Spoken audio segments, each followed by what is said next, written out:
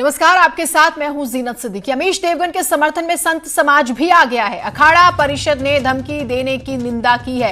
AIMIM पार्षद के खिलाफ दर्ज हो केस, ऐसे लोगों से सख्ती से निपटे सरकार। पूरा संत समाज अमीश देवगन के साथ है। अखाड़ा परिषद के अध्यक्ष हैं नरेंद्र गिरी। न्यूज 18 के मैनेजिंग एडिटर को धमकी दी थी। सवाल हुआ था कि भाई मस्जिद में मनाही है, इतनी ज्यादा भीड़ को लेकर उसके बाद पहुंच जाते हैं लोग, पुलिस जाती है तो आप उसके साथ बदमिजाजी करते हैं। उसके बाद जनाब को ये बात बुरी लगी क्योंकि आदत है सवालों के जवाबों से बचने की, और उसके बाद ये धमकी देते हैं।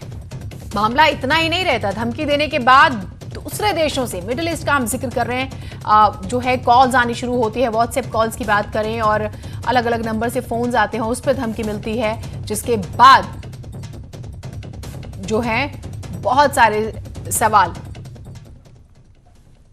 और अखाड़ा परिषद के अध्यक्ष नरेंद्र गिरी जी हमारे साथ जुड़े हुए हैं।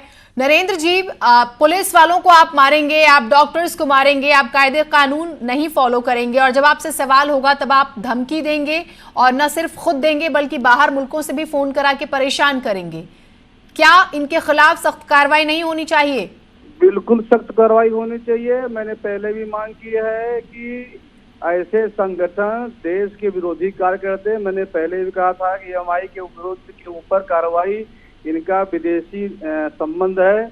और आपके एडिटर जो है अमीश देवगन बिल्कुल निर्भीक होकर अपना काम कर रहे थे, लेकिन इस तरह की धमकी देना दुर्भाग्यपूर्ण है। और जो धमकी दिया है उस पर वास्तव में एफआईआर दर्ज, कठोर कार्रवाई करनी चाहिए। पूरा संत समाज इसके लिए बहुत दुख प्रकट कर रहा है, लेकिन साथ में मांग की कार्रवाई भी कर रहा है। नरेंद्र जी, ऐसे लोग पनपते हैं, फलते फूलते हैं, हमारे ही और आपके बीच में रहते हैं, और कोई खौफ नहीं होता इनको। सबसे बड़ी बात यही तो दुर्भाग्यपूर्ण है कि ऐसे लोग खुलेआम हमें चैलेंज करते हैं, हम उनको बर्दाश्त करते हैं, इससे उनको मन बढ़ जाता है जी। अगर यही धमकी पे उन पे कठोर कार्रवाई कर दी जाए तो आगे किसी की हिम्मत नहीं पड़ेगी। लेकिन यही दुर्भाग्यपूर्ण है कि हम लोग को सहन कर लेते हैं। सहन करना भी एक तरह से, पाप को सहन करना या अन्याय को सहन करना भी एक तरह से अपराध होता है। इसलिए हम संतों को तो यही हमें नहीं, सभी लोगों को यही मांग है। आप देखे होंगे कि बड़े बड़े लोग भी इसका विरोध किए हैं, तो हम तो यही मांग करेंगे कि जिसने भी किया है जांच करके, उस जांच करिए, छोड़िए। जब मुर्तजा अली जो पार्षद हैं, साफ साफ उनका नाम आया है, तो उनके ऊपर एफआईआर दर्ज करके बिल्कुल मुकदमा कायम करके उस पर कार्रवाई करनी चाहिए।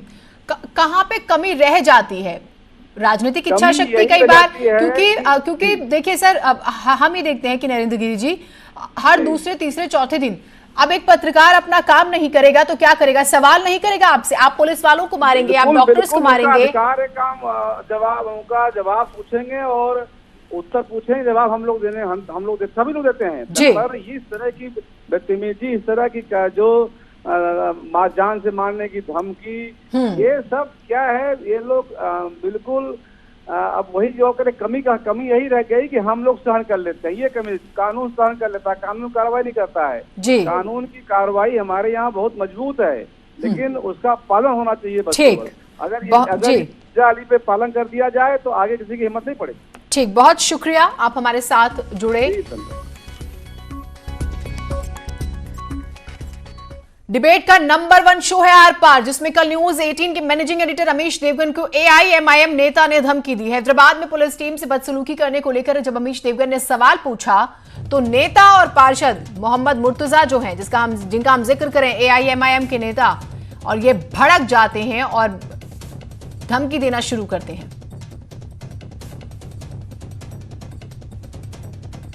क्या अमीश देवगन एक बेहतरीन पत्रकार हैं, राष्ट्रवादी हैं, और वो राष्ट्र की बात करते हैं। वो धर्म जाति को देखकर बात नहीं करते, लेकिन जिस तरह की भाषा उनके साथ एआईएम के वर्कर ने बोली और जिस तरह से धमकी उनको मिल रही है, इसकी भारतीय जनता पार्टी घोर निंदा करती है।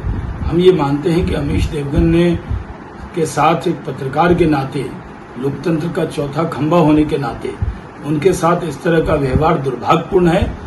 उनके साथ पूरा देश खड़ा है, और जिन लोगों ने इस तरह की भाषा बोली है और जिस तरह की धमकी दी है, उनके खिलाफ सख्त कार्रवाई करनी चाहिए और अमीश देवगन जी को सुरक्षा देनी चाहिए।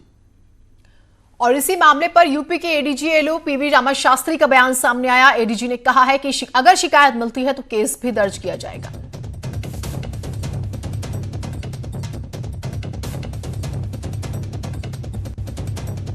एडिटर अमीश देवगन को उनके शो के दौरान एक धमकी दी गई, एक AIMIM के पार्षद के द्वारा, और उसके बाद उनके कुछ अलग अलग नंबरों से फ़ोन कॉल्स भी उनके पास आ रहे हैं।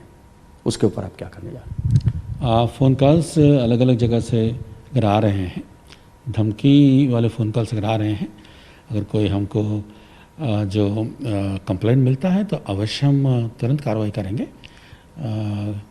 आप वहाँ पर जो नोएडा में आपके स्टूडियो है तो वहाँ से लोकल पुलिस को अगर कंप्लेंट अगर मिलता है तो हम निर्देश भी देंगे कि इसमें तुरंत इसका कार्रवाई करते हुए हमको भी अवगत कराएं। तो न्यूज 18 के मैनेजिंग एडिटर अमीश देवगन का ट्वीट, आज सुबह से मेरे पास कई अलग अलग फोन नंबर से फोन आ रहे हैं, खास करके मिडिल ईस्ट से। अपने आकाओं को कह दो ना डरे हैं ना डरेंगे, भारत के लिए आखिरी दम तक बोलेंगे जय हिंद। ये ट्वीट अमीश देवगन ने किया क्योंकि काफी फोन उन्हें आ रहे हैं, डराया धमकाया जा रहा है, लेकिन बेखौफ होकर जवाब उन्होंने अपने ट्वीट के जरिए दिया है। और सवाल भी कि आखिर मिडिल ईस्ट से फोन कैसे, तो साफ उन्होंने कहा कि अपने आकाओं से कह दीजिए न डरे हैं और न डरेंगे।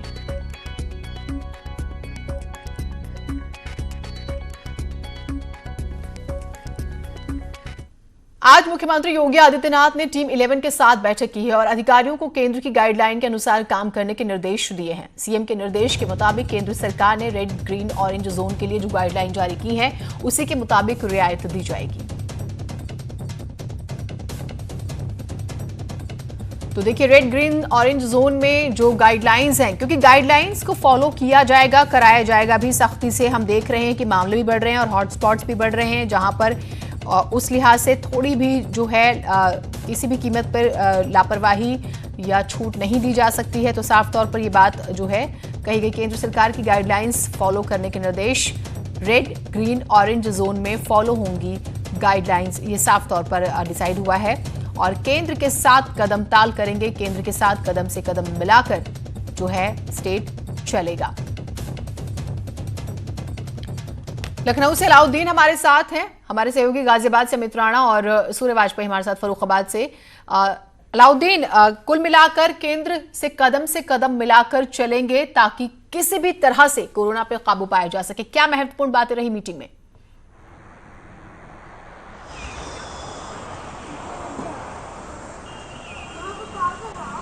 होम मिनिस्ट्री की जो एडवाइजरी आई थी, तो आज की मीटिंग के बाद ही इस बात को तय करना था कि उत्तर प्रदेश के तमाम जिलों में किस तरह की छूट दी जाएगी और किस तरह का तरीक़ेकार अपनाया जाएगा। तो सरकार ने साफ कर दिया है कि होम मिनिस्ट्री और केंद्र सरकार की जो भी गाइडलाइन आएगी उसको अक्षर से पालन कराया जाएगा। खासतौर से सबसे बड़ा चैलेंज वही पुराना है कि जो रेड जोन के जो इलाके हैं वहाँ पर किसी भी तरह की कोई छूट मिलने वाली नहीं है। हालांकि जहाँ तक ग्रीन जोन का मामला है, ग्रीन जोन के ज़िले 1-2 आज और घटे हैं। खासतौर से सिद्धार्थनगर जो ज़िला है वहाँ पर 2 केस मिलने के बाद एक बार फिर से वो ऑरेंज जोन में आ गया है। तो ऐसे में सरकार के सामने चैलेंज वही है कि आखिर 2 हफ्ते जो लॉकडाउन बढ़ाया गया है, आखिर उसमें रोड मैप किस तरह से तैयार किया जाएगा। उदाहरण स्वरूप उत्तर प्रदेश के कुछ जिले ऐसे हैं जहां पर ताता कोरोना जो है संक्रमित लोगों का नहीं टूट रहा है, चाहे वो जिले आगरा हो, चाहे वो कानपुर हो, लखनऊ हो, सहारनपुर हो। तो इन तमाम जगहों पर लगातार केसेस मिल रहे हैं। 22वां दिन आज हो गया है, लखनऊ में आज 3 केस फिर मिले हैं। हालांकि ये बात थोड़ी सुकून देने वाली है कि ये सारे केसेस हॉटस्पॉट इलाकों से मिले हैं, लेकिन ऐसे में हॉटस्पॉट इलाकों में अगर लगातार और बदस्तूर जो केसेस मिल रहे हैं वो भी सरकार के सामने और स्थानीय प्रशासन के सामने एक चैलेंज है कि आखिर किस तरह का रोड मैप तैयार किया जाए कि इन तमाम चीज़ों पे कंट्रोल हासिल किया जाए। तो ऐसे में अभी भी मौजूदा वक्त नाजुक दौर है और ख़ास तौर से मई का जो महीना है, पहला और दूसरा हफ्ता भी बहुत ज़्यादा अहम है इस बात को लेकर के कि किस तरह से कोरोना संक्रमित लोगों की तादाद को कम किया जाए। ठीक, ये बहुत चुनौतीपूर्ण भी है। अमित भी हमारे साथ है। अमित, गाजियाबाद में भी जिस तरह से मामले सामने आ रहे हैं और उसको लेके गाजियाबाद के भी ताजा स्थिति बताइएगा और किस तरह से प्रशासन वहां पर काम कर रहा है।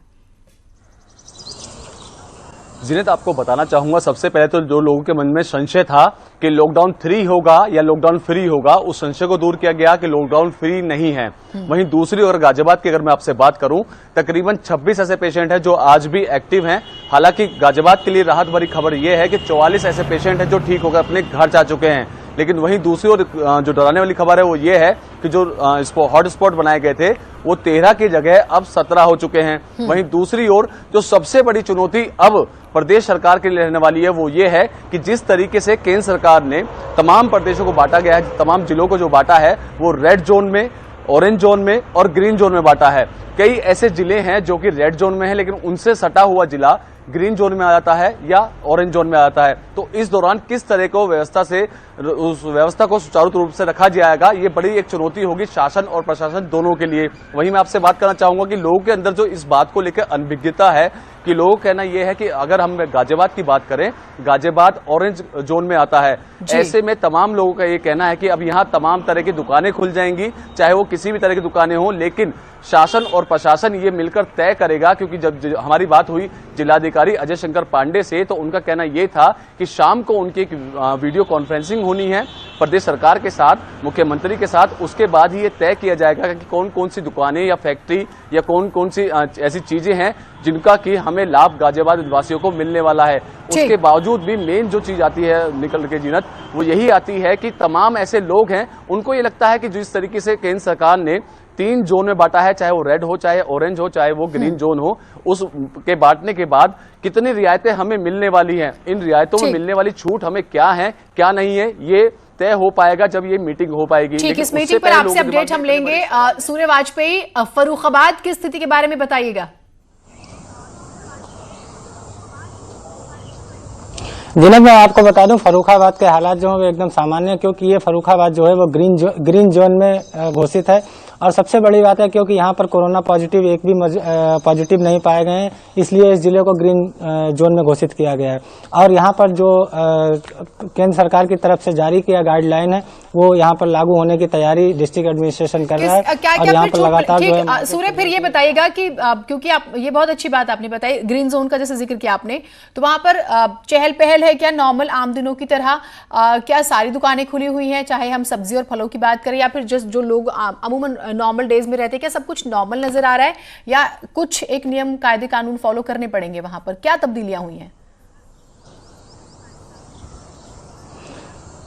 जिन्हें मैं आपको बता दूं, लॉकडाउन ये ग्रीन जोन होने का मतलब एकदम पूरी तरीके से ओपन नहीं है। सबसे बड़ी बात है कि कुछ दुकानें जिस तरीके से सख्ती का पालन कराया जा रहा था उस तरह से फर्रुखाबाद में नहीं होगा, क्योंकि कुछ दुकानें जो हैं जैसे कि किराना की दुकानें और उसके बाद में आपका जो रोजमर्रा की जो सामान है वो लेने के लिए थोड़ी बहुत छूट जो है जिला प्रशासन दे रहा है, लेकिन सामान्य दिनों की तरह दिनचर्या नहीं चलने वाली है। जी ठीक, बिल्कुल, बहुत शुक्रिया आप तीनों का, आप हमारे साथ जुड़े। तो आप भी नॉर्म्स फॉलो कीजिए। अगर ग्रीन जोन वाली जगह पर आप रहते भी हैं तो इसका मतलब ये नहीं है कि आपको पूरी आजादी है, कहीं ना कहीं जो है आपको और ध्यान रखना होगा ही। एक छोटे से ब्रेक के लिए रुक रहे हैं, कहीं मत जाइएगा।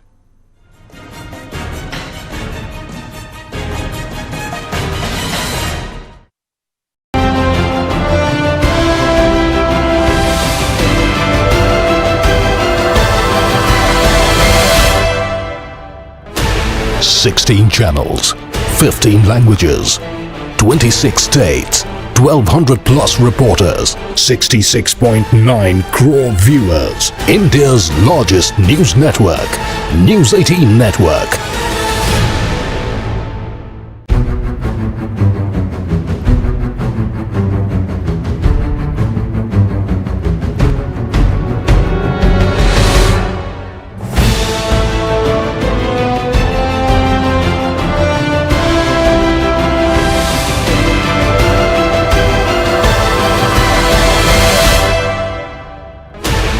Sixteen channels, 15 languages, 26 states, 1,200 plus reporters, 66.9 crore viewers. India's largest news network, News 18 Network.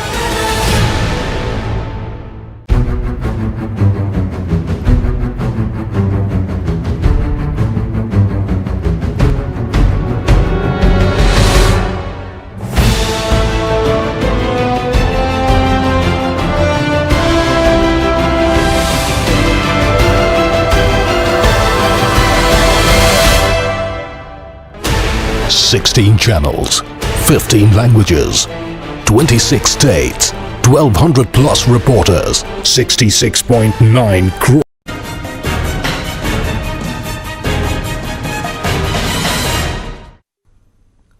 Lockdown की इस मुश्किल घड़ी में अगर कोई मुख्यमंत्री अपने प्रदेश के लोगों की फिक्र करे तो दूसरे राज्यों में फंसे लोगों को सही सलामत घर लाने का इंतजाम करे तो तारीफ मिलेगी ही।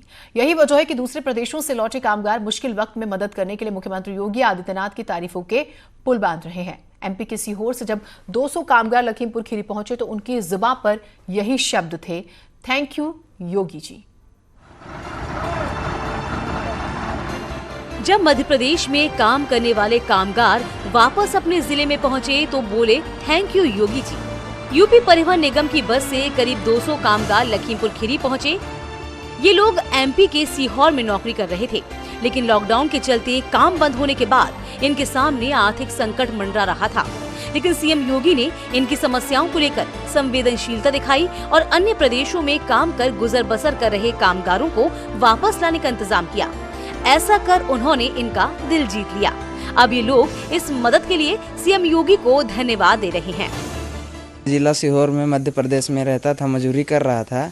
अभी योगी जी के माध्यम से हम लोग अपने घर लाए गए हैं। मैं योगी जी को बहुत बहुत धन्यवाद करूंगा जो मजदूरों को वापस लेकर आए हैं। वहाँ से जैसे भेजे हुए थे बस से, तो हम लोग यहाँ पर आए थे। किसकी मदद से? योगी सरकार की मदद से।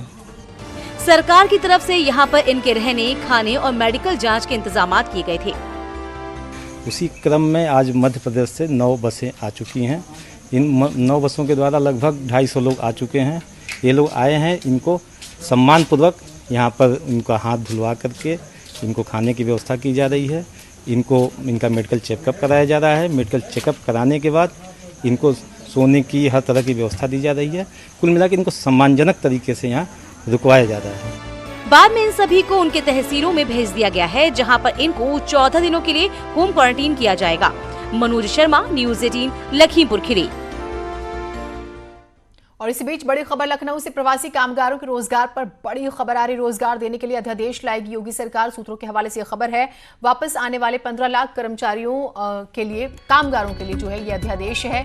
सभी को रोजगार गारंटी देने के लिए अध्यादेश। रोजगार गारंटी के साथ न्यूनतम मानदेय भी दिया जाएगा। तो किसी तरह से मजदूर अपने आप को, कामगार अपने आप को असहाय महसूस ना करें, इस बात का ख्याल रखते हुए मुख्यमंत्री योगी आदित्यनाथ की जो सरकार है वो एक अध्यादेश लेकर आ रही है। 15 लाख कामगारों के लिए ये अध्यादेश है जिन्हें इसका फायदा मिलेगा।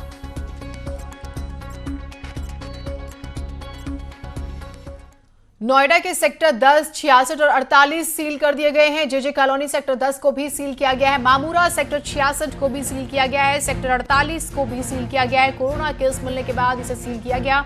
अगले आदेश तक जो है ये सील रहेंगे। सुबह पुलिस ने फ्लैग मार्च भी किया था। तो कई ऐसी जगह जो है, और ये जो क्वारंटाइन सेंटर है थाना सिकंदरा क्षेत्र में है। 2 दिन से यहाँ स्कूल में ला के छोड़ दिया गया है। ना ही यहाँ कोई डॉक्टर है। रात हमारी तबीयत खराब हो रही थी तो ना ही किसी मैंने बताया और ना कोई सुनने को यहाँ तैयार है। अगर हम ड्यूटी करते ही अगर हम इतनी हमें समस्या आएगी तो फिर हमारे जीवन की जिम्मेदारी कौन देगा। और ना ही यहाँ पे कोई खाने की, पीने की कोई व्यवस्था है। इतनी गंदगी है जिससे कि अगर ना किसी को कोई संक्रमण फैल रहा हो उससे फैल जाए। मुश्किल घड़ी में डांस और म्यूजिक दर्द को काफी हद तक कम कर देते हैं। इन दिनों पूरा देश कोरोना संकट से जूझ रहा है। हजारों लोगों का इलाज चल रहा है। रोज नए नए मामले बढ़ रहे हैं। ऐसे में कानपुर के हेल्थ अस्पताल के डॉक्टरों ने मरीजों को मोटिवेट करने के लिए डांस और म्यूजिक का सहारा लिया।